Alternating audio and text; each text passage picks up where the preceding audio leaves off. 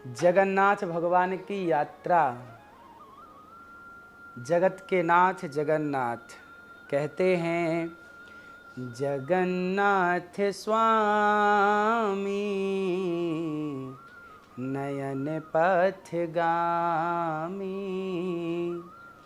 जगन्नाथ स्वामी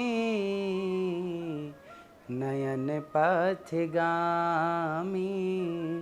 ऐसे जगन्नाथ स्वामी, जगत के नाथ, ऐसे भगवान जगन्नाथ जी अपने भक्तों से मिलने के लिए साल में एक बार, भगवान बोलते हैं कि रोज़ भक्त मेरे पास आते हैं मेरे से मिलने के लिए, साल में एक बार तो मैं जाऊं।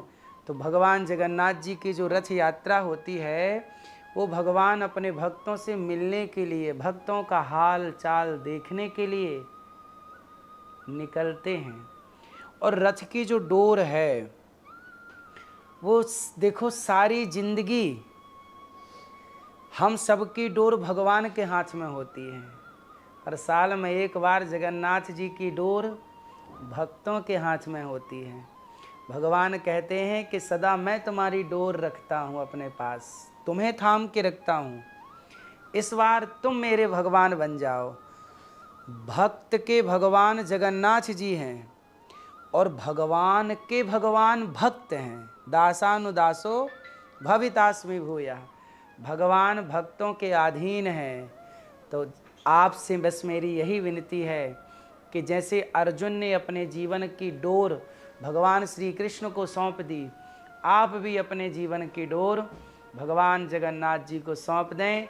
भगवान कहते हैं ना कि मैंने तो सौंप दी अपने आप को आपको, अब आपकी बारी है। अर्थात भक्त की बारी है कि भक्त भी अपना समर्पण भगवान में करे और सब कुछ सौंप दे। अब सौंप दिया इस जीवन का सब भार तुम्हारे हाथों में। 16 जुलाई को भगवान जगन्नाथ जी निकलेंगे और कहाँ जाएंगे जानते हैं? अपनी मासी माँ गुंडीचा माँ से मिलने के लिए। भगवान एक राजा थे और राजा की एक रानी थी, उनके कोई संतान नहीं थी। गुंडीचा माँ से भगवान ने कहा, माँ कुछ मांग लो। माँ ने कहा कुछ नहीं।